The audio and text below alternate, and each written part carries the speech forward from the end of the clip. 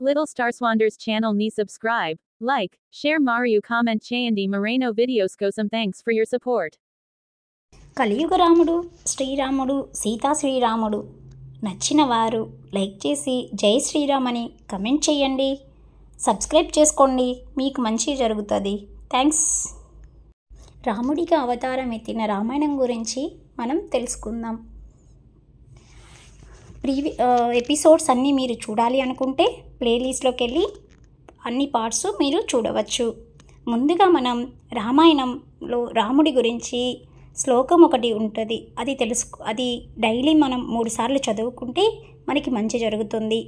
శ్రీరామ రామ రామేతి రమే రామే మనోరమే సహస్రనామ తత్తుల్యం రామనామవరాననే. శ్రీరామ రామ రామేతి రమే రామే మనోరమే సహస్రనామ తత్తుల్యం రామనామవరాననే. శ్రీరామ రామ రామేతి రమే రామే మనోరమే సహస్రనామ తత్తుల్యం రామనామవరాననే. ఇప్పుడు రామాయణం పార్ట్ 1లోకి వెళ్దాం. ఈ ఛానల్ని ఫస్ట్ టైం చూసేవాళ్ళు ప్లీజ్ సబ్స్క్రైబ్ చేసి లైక్ చేసి షేర్ చేసి కమెంట్ చేయండి మీకు ఎలాంటి వీడియోస్ కావాలి అని. మీరు అలా చేస్తే నాకు సపోర్టివ్గా ఉంటుంది, మరిన్ని వీడియోస్ అప్లోడ్ చేయడానికి వీలుగా ఉంటుంది. Thanks for watching. Ramayanam episode 22కి వెల్కమ్. ప్రీవియస్ ఎపిసోడ్స్ చూడాలనుకున్న వాళ్ళు ప్లేలిస్ట్లోకి వెళ్ళి రామాయణం ముందు భాగాలని చూడవచ్చు. అదేవిధంగా చిన్నపిల్లలకి bed time with moral stories, మంచిగా ఎంజాయ్ చేసేటటువంటి స్టోరీస్ కూడా ఉన్నాయి చిన్నపిల్లలు. అదేవిధంగా నవలలు పెద్దవాళ్ళకి టైంపాస్కి అండ్ సరదాగా కాసేపు నవ్వుకోవడానికి జోక్స్ కూడా మా ఛానల్లో ప్లేలిస్ట్లోకి వెళ్ళి వినవచ్చు. మీకు నచ్చితే ఇంట్రెస్ట్ అయితే లైక్ చేసి మీ ఫ్రెండ్స్కి కూడా షేర్ చేసి కమెంట్ చేసి సబ్స్క్రైబ్ చేసుకోండి. అదేవిధంగా పక్కనే ఉన్న బెల్ ఐకాన్ని క్లిక్ చేస్తే మీకు ఏమైనా న్యూ వీడియోస్ ఉంటే మీకు నోటిఫికేషన్స్ వస్తాయి, మీరు మిస్ అవ్వకుండా చూడవచ్చు. ఇప్పుడు రామాయణం 22లోకి వెళ్దాం. దశరథి కుమారుల పెళ్ళికి భరతుడి మేనమామ అయిన యుధాజిత్ కూడా వచ్చాడు. అసలు ఆయన భరతుడిని కొన్ని రోజుల కోసం తన ఇంటికి తీసుకువెళ్దామని వచ్చాడు. కానీ అప్పటికే భరతుడు మిథులకి బయలుదేరాడని తెలుసుకొని ఆయన కూడా మిథులకి ప్రయాణమయ్యాడు. రామలక్ష్మణ భరత శత్రుఘ్నుల వివాహాన్ని కనులారా చూసి వాళ్ళతో పాటే అయోధ్యకి వచ్చాడు. కొంతకాలం అయ్యాక యుధాజిత్ భరతుడిని తన ఇంటికి తీసుకెళ్ళాడు. భరతుడు తనతో పాటు శత్రుఘ్నుని కూడా తీసుకువెళ్ళాడు. అక్కడ వాళ్ళు ఎన్ని భోగాలను అనుభవించినా ఎల్లప్పుడూ తమ తండ్రి అయిన దశరథ మహారాజుని తలుచుకునేవారు. దశరథ మహారాజుకి తన 4 కుమారులు 4 చేతులు వంటివారు. ఆయనకి ఒక కొడుకు మీద ప్రేమ ఎక్కువ, మరొక కొడుకు మీద ప్రేమ తక్కువ అనేది లేదు. 4 సమానమైన దృష్టితో చేసేవారు. కానీ ఆయనకి రాముడంటే అమితమైన ప్రీతి. ఎందుకంటే తేషామపి మహాతేజరామో రతికరః పితో స్వయంభురివ భూతానం బభువ గుణవర్తరా. రాముడికి ఉన్న గుణముల చేత దశరథుడికి రాముడంటే కొంచెం ప్రేమ ఎక్కువ. రాముడికి ఉన్న గొప్ప గుణాలు ఏంటంటే ఎప్పుడూ ప్రశాంతంగా నిర్మలంగా ఉంటాడు. అంటే ప్రాణుల్లో కొన్నిటికి పుట్టుకతో చెవి వినపడకపోవచ్చు, కన్ను చూడలేకపోవచ్చు, నోటితో మాట్లాడలేకపోవచ్చు, కాలు చెయ్యి పని చేయకపోవచ్చు. కానీ పుట్టుకతో చెడ్డ మనసుతో ఎవడూ పుట్టడు. మన మనసుని మనం మార్చుకోగలం. అలా మార్చుకోలేకపోతే అది మన తప్పే. అనవసరమైన విషయాల గురించి ఆలోచించకుండా ఉంటే అందరూ ప్రశాంతత చిత్తంగా ఉండగలము. ఎప్పుడూ మృదువుగా మధురంగా మాట్లాడతాడు. అవతలివాడు వెర్రి కేకలు వేస్తే ఉద్రేకంగా మాట్లాడితే రాముడు మాత్రం మౌనంగానే ఉండేవాడు. వాదనలు చేసేవాడు కాదు. అవతలివాడు తనకి 100 అపకారాలు చేసిన వాడైనా కానీ తనకి ఒక్కసారి అనుకోకుండా ఉపకారం చేస్తే మాత్రం రాముడు అతను చేసిన ఉపకారాన్ని గుర్తుకు తెచ్చుకొని ఆనందపడతాడు. అవతలి వ్యక్తిలో తప్పులు వెతికేవాడు కాదు. బుద్ధిమంతుడు, ముందు తనే పలకరించేవాడు. అలా కాకుండా ఎవరన్నా తనని ముందుగా పలకరిస్తే అయ్యో నేను వాళ్ళని పలకరించలేకపోయానే అని బెంగపడేవాడు. అందుకని అందరినీ ముందు తనే ప్రేమగా పలకరించేవాడు. ఆయన పరాక్రమవంతుడు అయినప్పటికీ నేను ఇంతటి వాడిని అని ఎప్పుడు అనుకోడు. తనకన్నా పెద్దవాళ్ళని ఎల్లప్పుడూ గౌరవించేవాడు. ఎప్పుడు ధర్మ విరుద్ధమైన మాట మాట్లాడేవాడు కాదు. శ్రేయస్కరం కాని పని చేసేవాడు కాదు. మనం ఏదన్నా పని చేసే ముందు మన లోపల బుద్ధి మనం చేస్తున్న పని మంచిదో కాదో చెప్తుంది. కానీ మన మనసు ఆ మాట వినదు. అది ఈ పని చెయ్యొద్దు అని అనదు. అదేమిటంటే అందరూ చేస్తున్నారు, మడి కట్టుకొని కూర్చుంటే ఎందుకు పనికిరాము, ఈ మాత్రానికే ఏమి కొంపలు మునిగిపోవు, ఆ పని చేసింది నేనే అని నేను స్వయంగా చెప్పేదాకా ఎవరికీ తెలియదు అని పలు రకాలుగా మభ్యపెట్టి ఇంద్రియాలకు లొంగి శ్రేయస్కరం కాని పని చేయిస్తుంది. కానీ రాముడు మనసుకి లొంగి శ్రేయస్కరం కాని పనిని ఎన్నడూ చేసేవాడు కాదు. అలాగే ధర్మ కామార్థజ్ఞః శృతిమాన్ ప్రతిభవాన్ లౌకికే సమయాచారే కృతకల్పో విశారదాః. గురువులు చెప్పిన విషయాలని అవసరమైనప్పుడు స్మరించగలిగే నేర్పు ఉందట. సమయస్ఫూర్తితో మాట్లాడగలిగే నేర్పు ఉందంట. ఆచారాలని పెద్దలు ఎలా పాటించేవారో అలా పాటించేవాడు. ప్రాజ్ఞులైన వారిని, సత్పురుషులని ఎలా రక్షించాలో తెలుసున్నవాడు. ఎవరిని ఎక్కడ ఉంచాలో, ఎవరిని ఎలా నియమించాలో, ఎలా ఆర్జించాలో, ఎలా ఖర్చు పెట్టాలో తెలుసున్నవాడు. సంగీత, శిల్ప, నృత్యములందు ఆరితేరినవాడు. అలాగే లొంగనటువంటి గుర్రాలని, ఏనుగుల్ని లొంగ తీసుకొని వాటి మీద స్వారీ చేయగలిగే శక్తి ఉన్నవాడు. ప్రపంచంలో ఉన్న అతి కొద్ది మంది అతిరథులలో శ్రేష్ఠుడైనవాడు. ఎన్ని అస్త్రశస్త్రాలు తెలిసినా నిష్కారణంగా బాణ ప్రయోగం చెయ్యనివాడు. ఇన్ని గుణములతో అందరినీ సంతోషింపచేయగలిగేవాడు కనుక రాముడంటే దశరథుడికి అంత ప్రీతి. చూసారా అండి, శ్రీరామచంద్రుడు తన తండ్రికి ఎంత ప్రీతి, తనలో ఉన్న మంచి గుణాలు చెప్తుంటే చాలా ముచ్చటేస్తుంది కదండి. అలా ఎవరుంటారండి? ఉండడానికి మనం కూడా ట్రై చేయాలి. అప్పుడే మనలోని ఆ స్వార్థం అనేటివి మనలోని బయటికి వెళ్ళి మనం కూడా మంచిగా, సంతోషంగా, హ్యాపీగా ఉంటాము. సో అలా ఉండడానికి ట్రై చేయండి. ఓకేనా ఫ్రెండ్స్? ఇప్పుడు 23 ఎపిసోడ్లోకి వెళ్దాం.